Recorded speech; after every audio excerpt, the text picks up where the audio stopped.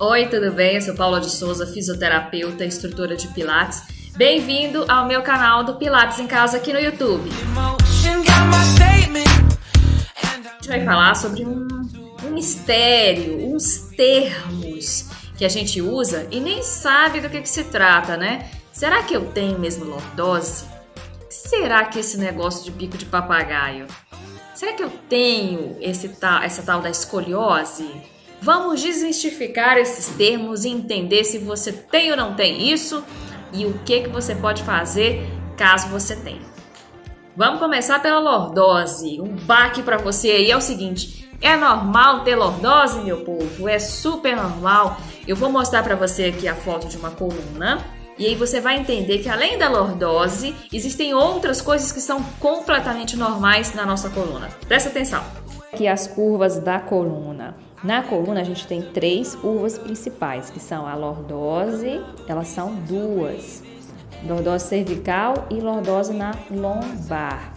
E tem uma cifose, que é uma curva para trás, que fica no meio da coluna, na coluna que a gente, entre as escápulas, a torácica que a gente chama.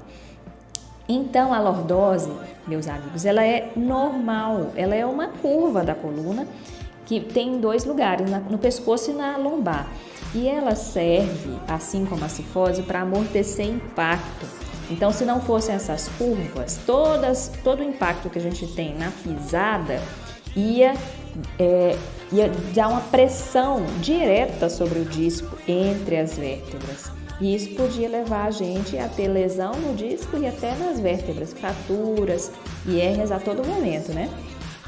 Por causa das curvas da coluna, a gente não tem isso. Todo o impacto ele é distribuído pelas curvas, então elas funcionam como o amortecedor da coluna.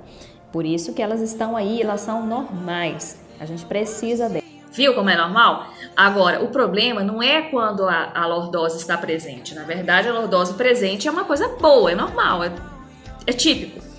O problema é quando ela está aumentada, é quando ela está exagerada. Novamente, tudo que é em excesso faz mal. A lordose é a mesma coisa. Tudo que a gente está em excesso de lordose, a gente chama de hiperlordose.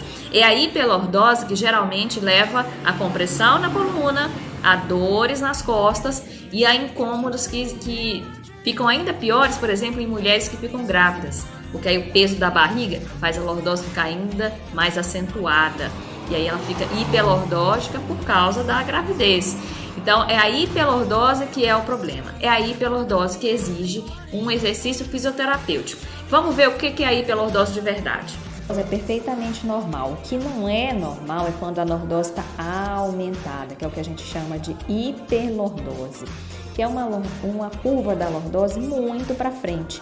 Olha como o abdômen na curva hiperlordótica, né, ela fica todo para frente, o abdômen vai ficando para frente e isso predispõe a gente a ter dor na coluna e uma fraqueza no abdômen, fora que a postura fica toda alterada, a pessoa fica com um aspecto de barriga até sem ter barriga, né? Lógico, porque a coluna está empurrando ela para frente. Então, o ruim não é a lordose, o ruim é a hiperlordose, é quando isso está aumentado. Isso acontece muito nas mulheres também, tá? Que a lombar vai muito para frente, ó, o bumbum vai lá para trás. É muito característica de uma alteração feminina, mas também acontece em homens. O melhor exercício para quem tem hiperlordose é alongar a coluna, é alongar as vértebras, é alongar essa parte de trás da lombar. Todo exercício que faz alongamento da lombar é muito bom. Segue aí um exemplo deles.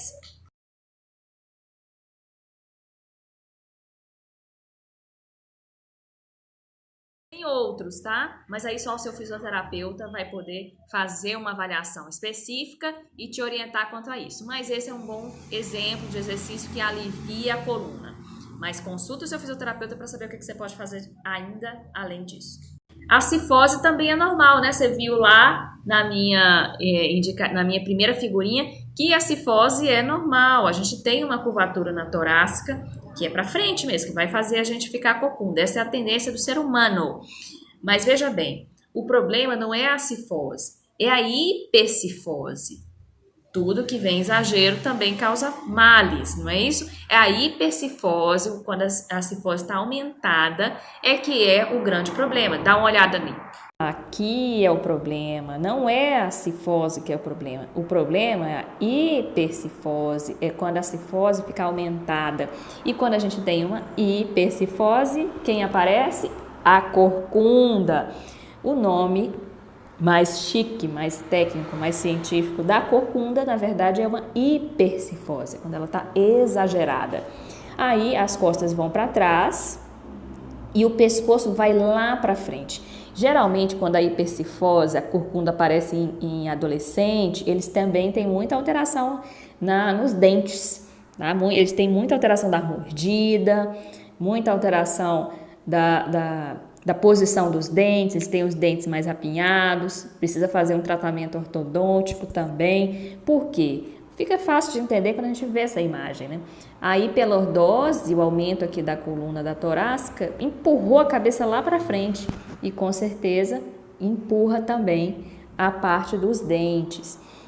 Uma das consequências negativas é que muita gente que tem esse tipo de corcunda, né, de hiperlordose, também tem uma dor no pescoço associada. E a gente precisa alongar os dois, tanto as costas quanto o pescoço.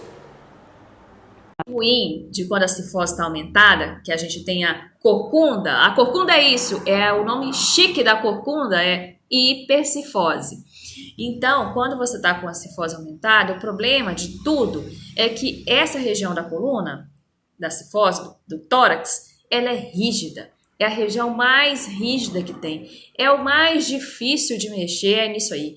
A gente precisa fazer muito exercício, mas é muito exercício. E quanto mais jovem a hipercifose aparece, pior fica, porque mais fixa ela vai ficando. Então, quanto mais jovem você tiver a hipercifose, mais você precisa fazer exercício, mais você precisa alongar essa musculatura. E o rolo, os exercícios no rolo, são excelentes exercícios para isso. Mas lembra, quando ela está presente, se ela começou cedo, ela vai ficar presente com você por muitos, muitos anos. A gente precisa fazer um trabalho muito fixo para poder reduzir. Quando ela começa mais tarde, ela tem mais chances de melhorar. Mas o melhor de tudo é previna, porque no dia que ela instala, é muito, muito difícil de sair. E a escoliose? Muita gente fala assim, né? Eu tô com dor porque a minha escoliose é porque eu tenho dor aqui por causa da minha escoliose. Mas será que é mesmo? Será que a escoliose dá essa dor toda? Vamos entender o que é a escoliose. Aqui a gente tem uma coluna vista de costas, né? Se eu tivesse de costas, a coluna tem esse aspecto linear, né? Ela só tem aquelas curvas quando a gente olha para ela de lado. Quando a gente olha assim, de costas, ela é uma linha reta, exceto quando acontece a escoliose. Quando acontece a escoliose, aí a coluna fica torta de lado. E uma das coisas que mais acontece na escoliose também é que o ombro fica um mais alto que o outro. Então, o ombro direito aqui está mais alto e ao passo que o esquerdo está mais baixo. Então, isso aí acontece porque a curva empurra você para um lado e faz o outro ficar mais baixo. Quando a gente tem uma escoliose que o ombro fica nivelado, é porque ela fez duas curvas, uma que empurra para a direita e outra que empurra para a esquerda, isso lá dentro da nossa coluna. Aí a gente fica com o ombro nivelado. Então, nem sempre a pessoa que está com o ombro nivelado não tem escoliose, não. Às vezes é porque lá dentro da coluna, ela mesma fez a compensação dela e fez duas curvas, uma para um lado e outra para o outro. Aí a gente tem aqui a escoliose dupla. Mas no caso a gente está vendo aqui uma escoliose simples, a maioria das pessoas tem, grande maioria das pessoas tem, maioria dos adultos, e ela geralmente nesses tons aqui, ela é considerada até normal, até uns 15 graus, 20 graus no adulto de escoliose é considerado, não vou dizer normal, porque não é normal, mas não traz problemas, não traz prejuízos. A gente precisa fazer alongamentos, bastante alongamento para essa coluna, para a escoliose não piorar ao longo do tempo. Mas não traz nenhum tipo de dor, incômodo, prejuízo. Então, a maior parte das dores geralmente não é pelas escolioses leves, é pelas mais graves e é por aquelas pessoas e para aquelas pessoas que já têm uma osteoporose, ou seja, geralmente são pessoas dos seus 60 anos ou mais. Aí a escoliose pode incomodar mais. Nos demais, os mais jovens sem osteoporose, ela não incomoda, mas é preciso trabalhar para você evitar de ter osteoporose e evitar dela piorar com o tempo. A escoliose, ela leva a dor quando ela está no caso muito grave, principalmente se você tem uma osteoporose instalada. E aí ela vai dar dor quando a pessoa já tem seus 50, 60 anos, é quando as pessoas estão mais velhas e quando a escoliose está muito grave, bem grave mesmo. O grau da sinuosidade, né, do S ser muito acentuado, ele tem que ser muito alto. A maioria das pessoas não tem uma escoliose tão grave assim, que justifique uma dor causada pela escoliose. Então, a maioria são graus leves. Você, todo mundo tem um pouquinho de escoliose. Isso aí tá na nossa Constituição. O que a gente pode fazer para melhorar é fazer bastante exercício de alongamento da coluna, o alongamento completo da coluna e também reforçar a força da coluna, tanto na parte da frente, mas na parte de trás, que a gente esquece. Então, fazer exercícios para as costas e para frente, não só para frente, mas também para frente e para as costas, para reforçar a coluna como um todo, como um bloco inteiro. E aí a gente tem uma proteção a mais contra a escoliose. A prancha é um excelente exemplo para isso. E o bico de papagaio? O que será esse bico de papagaio? Nem sei de onde veio esse nome.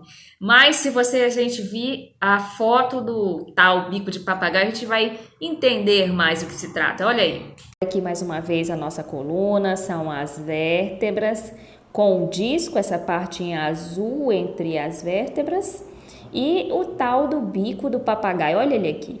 Na verdade, a vértebra ela é assim, mas ela é mais quadrada.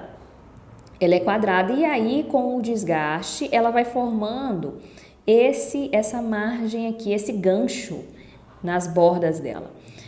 Esse ganchinho formado aqui na borda é o que a gente chama de bico de papagaio, popularmente falando. E tecnicamente falando, é um osteófito, é quando o osso, né, por isso que é de ósteo, o osso ele vai ficando com uma saliência, com uma protuberância. E aí a gente tem o bico do papagaio. O problema dele é que ele é formado pelo desgaste do osso que vai acontecendo ao longo do tempo e também por uma questão muscular. Então, fraqueza muscular da coluna vai puxando mais o osso para um lado do que para o outro e osteoporose também.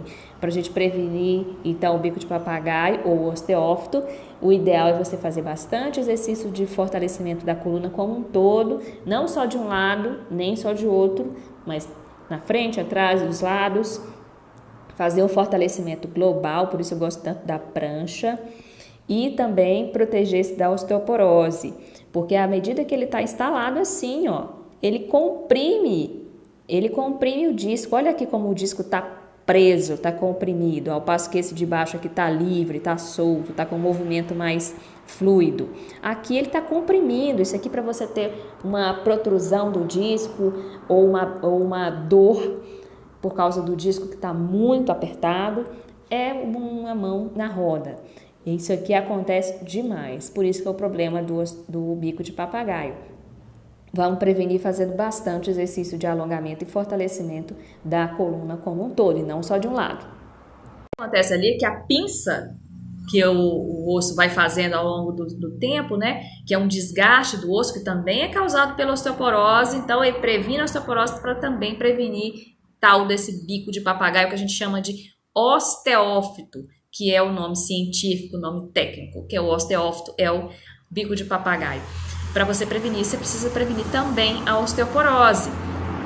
E agora a gente chegou na parte das hérnias, das protrusões, da ciática. O que será isso? Vamos entender de onde vêm esses nomes, o que é cada um deles e o que será que está causando a sua dor aí. assim a gente vai conseguir desmistificar tudo o que acontece no disco. Vamos começar lá de cima nessa imagem. Essa é a coluna, ele tem várias fases de lesão aqui na coluna, mas vamos começar lá de cima. Aqui de cima a gente vê o disco normal, que é quando o disco tem uma conformação normal, ele está dentro, entre as vértebras que estão com o tamanho normal. Então ele está no tamanho certo, posicionado certinho entre as vértebras. Aí começa a descer, começa o problema. A degeneração do disco, ou seja, o disco vai ficando desgastado, vai ficando que nem borracha velha mesmo. E aí ele vai ficando mais achatado, mais comprimido entre as vértebras. E mais embaixo a gente tem em verde aqui a protrusão discal. O que é isso? Aqui atrás, ó, a gente vai ver que uma parte do disco, uma bolinha, está começando a sair das vértebras. Ele, em vez de estar entre os espaços da vértebra, em vez de estar delimitado entre os espaços da vértebra, tem uma bolinha saindo lá atrás. Essa é a protrusão do disco, ou seja, o disco está protruso, está saindo do espaço das vértebras. Essa é a condição mais comum e é provavelmente a que você tem aí. Porque isso aqui é que é o mais raro, 90% das pessoas têm a protrusão discal, o disco está começando a sair dentre as vértebras. Mais embaixo, a gente tem a hérnia de disco extrusa. O que é isso? É quando aquela bolinha lá, ela saiu de vez. Ela saiu de vez e perdeu a conexão, inclusive, com o disco. Não tem mais com movimento, com alongamento, com fortalecimento, não tem mais como nenhum exercício fazer esse pedaço que ficou solto voltar. Esse é um caso grave. Esse aqui geralmente precisa de cirurgia mesmo, principalmente se essa parte que ficou para fora está encostando em algum nervo. Se ele estiver encostando em algum nervo, aí a dor é constante, não passa, e depois de 6 meses que a gente fez de tudo, com algum tipo de exercício analgésico, a gente precisa ir para a cirurgia, se não tiver jeito. Então, esse aqui é um caso mais grave. Aqui embaixo a gente tem um disco desidratado, que é um disco que perdeu água. Lembra? Eu falei disso na perda de altura. É isso aqui que acontece quando a gente perde altura. Olha, vamos comparar. O disco desidratado, sem um pingo de água. E aqui em cima, a gente tem um disco lá em cima, ó, bem cheio. E aí a altura das vértebras fica menor. E no desidratado, a altura fica menor. E aí a gente vai perdendo a altura. Então, hidratar o corpo, e também a gente consegue hidratar a coluna com o movimento. Então, quanto mais movimento você dá para a coluna, mais ele fica hidratado o disco. E a gente previne isso. E aqui embaixo uma situação de desgaste bem grave, que é o disco que está desidratado, que está degenerado, que está todo enfraquecido. E também a gente tem uma alteração do osso, né? O osso está todo inflamado e cheio de... ele está cheio de protuberâncias no osso mesmo. Aí isso aqui gera muita dor, muito incômodo, porque também pinça os músculos que passam aqui por trás e pela frente, dependendo de onde tiver essa degeneração. E aí a coluna fica incomodada. Então, para resumir, a maioria das pessoas tem isso aqui, ó, protrusão discal, que é quando o disco começa a sair do espaço das vértebras. Ele forma, mas ainda assim, na protrusão discal, ele sai do espaço, mas ele ainda é disco. E aí a gente pode sim fazer exercício de fortalecimento, alongamento e manter esse disco mais dentro possível das vértebras. Então, na verdade, nervo ciático é o nervo que todo mundo tem, tá? Então não dá para ficar falando assim, é porque o meu nervo ciático. O seu nervo tá aí, todo mundo tem, ainda bem que você tem, porque aí você consegue movimentar as suas pernas. Então, a dor ciática é a dor quando o nervo fica comprimido. Então, quando o nervo ciático comprime, aí dá aquela dor irradiada no nervo ciático todo. E esse nervo ele vai tanto para a pelve, quanto vai para as pernas, para a coxa, para a planta do pé. Então, os sintomas são variados. Você pode sentir desde uma queimação no pé, uma dor na perna, uma dor na coxa, como uma dor só lá na coluna. Isso aí é variado porque o nervo, ele pega da coluna até a planta do pé inteira. A maioria das pessoas não tem hérnia de disco. A maioria não tem. E se tiver, vai para cirurgia, como a gente já explicou. A hérnia de disco é uma condição grave no qual o disco ele perde um pedaço. Então, não tem como com fisioterapia você transferir o pedaço que descolou do disco de volta. Não tem como, isso não existe, só cirurgicamente. E a cirurgia só é feita quando esse disco, esse pedaço solto, está encostando em algum nervo e está encostando, não tem como a gente mobilizar com fisioterapia. Aí sim, a indicação é de cirurgia, tira esse pedaço que está solto e recomeça uma fisioterapia. Porque se você teve uma dor por protusão discal uma vez, é porque ela está aí presente, vai continuar aí presente com você, e se você não tratar, você vai ter de novo. Espero então que você tenha aprendido um pouco mais sobre coluna, principalmente, e como que a gente pode fazer para melhorar as condições e o que é normal, o que não é normal. Consulta o seu fisioterapeuta de confiança para você entender mais todas as questões que envolvem o seu corpo e saber como que você pode prevenir dores e incômodos na sua vida. Até a próxima! Volta aqui se você gostou desse vídeo, compartilha ele com seus amigos e começa a me seguir no meu canal Pilates em Casa aqui no YouTube.